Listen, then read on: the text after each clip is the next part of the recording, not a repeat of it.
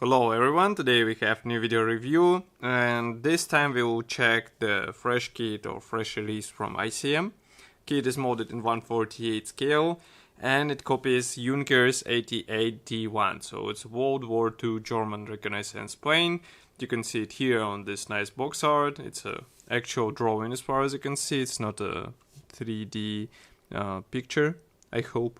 And this is a 1/48 scale airplane, so it should be quite big, and now we have a commercial sample, so it means we will check it closer by opening this box. And of course you can get the same kit by ordering it in any good model shop. As far as I know, Modelimex have them already for sale, so you can go directly to their website and order it for yourself. So first of all, here you can see comparison with my hand. This is a twin-engined bomber in 1/48 scale, so that's why box is that big. Then here we have some information about the plastic. So there are 233 parts, and as you can see, wingspan will be 418 millimeters, so it won't be a small model for sure. Here you can see also a small Junkers history note, and from the other side we can see also some color profiles, but actually it's the same aircraft as the one depicted here. So let's open this box. The box structure is, I would say, typical, so if you saw previous ICM kits, you will know what I'm talking about. Here we have this sturdy white cardboard box. Let's open it, and here's what is inside. So all frames are packed into the same plastic bag. On the bottom we have assembly manual, and I can guess that there is also decal sheet. But I would like to start with plastic parts, and then we would move to assembly manual and decals. So as I said, all sprues come in one plastic bag. As you can see, it's a bit of a tight fit, so I would rather check everything before the purchase if you can't just do so. So let's open it.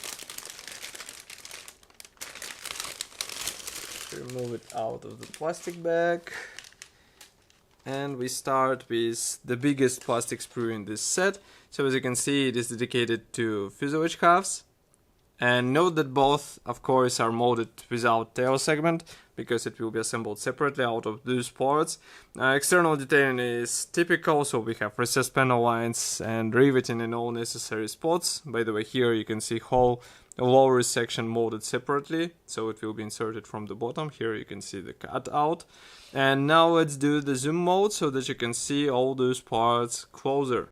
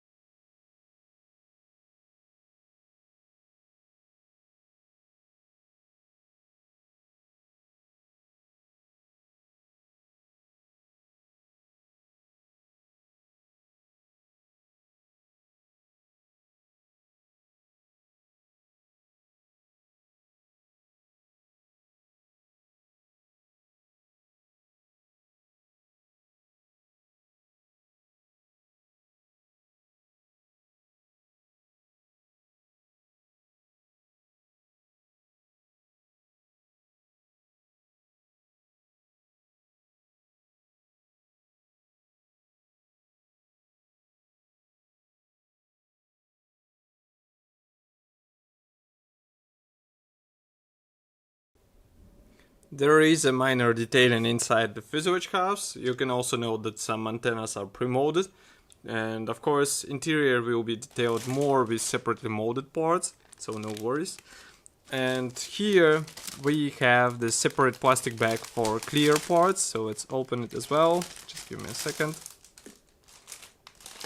So Junkers is quite famous for its canopy design, so here you can see all those parts which are molded separately. Molding quality is great, but you should keep in mind that masks are not included, and it means that you will have to get aftermarket set or maybe cut it with your own hands, but it will be quite a tedious process if you decided to do it by your own tools and hands. Now let's do the zoom mode, because those parts, I think they deserve it.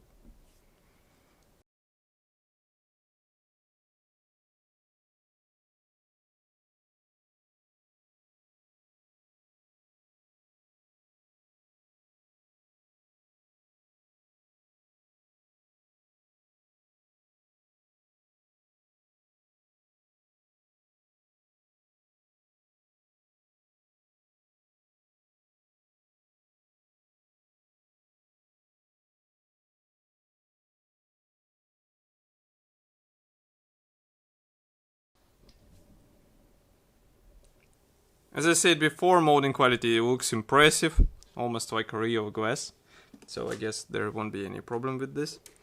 Next we have another gray plastic sprue. This one is dedicated to engine gondolas and also propellers, together with separately molded rudders. Here you can see them. External detailing is completely the same as what we saw on the fuselage, so in other words it means that we have recessed panel lines and riveting. And now let's zoom in and do the zoom mode so that you can see all those parts closer.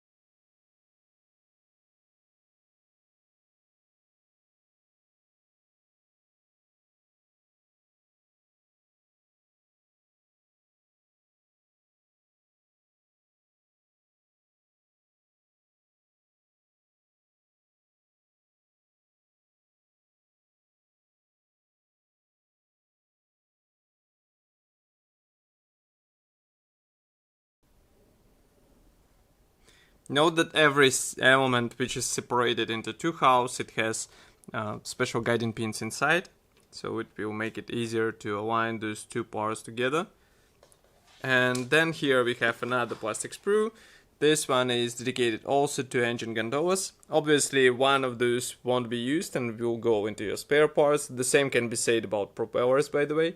And now let's zoom in and check what is here.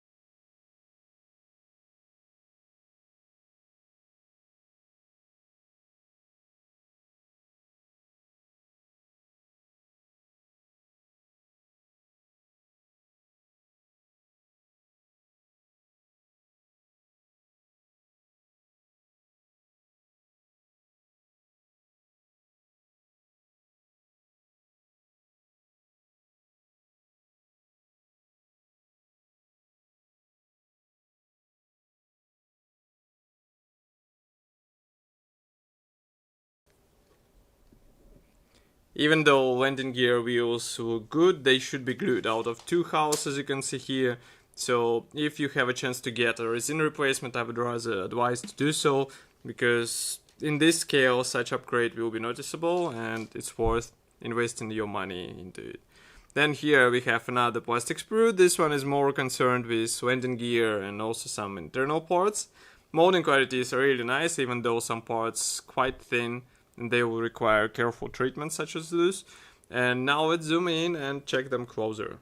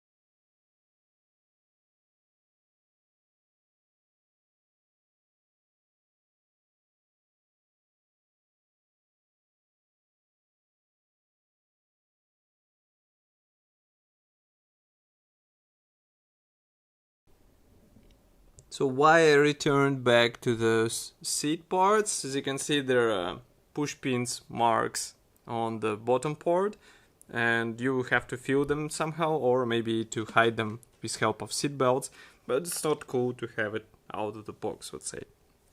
Next we have small plastic sprue. This one will be handy for some external improvements which were suitable for this version.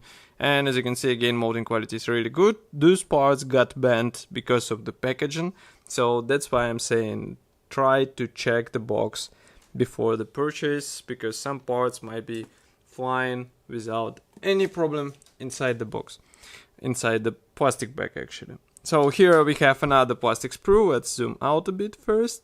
This one is dedicated to engine parts. There are 2 of those types. This is one of them.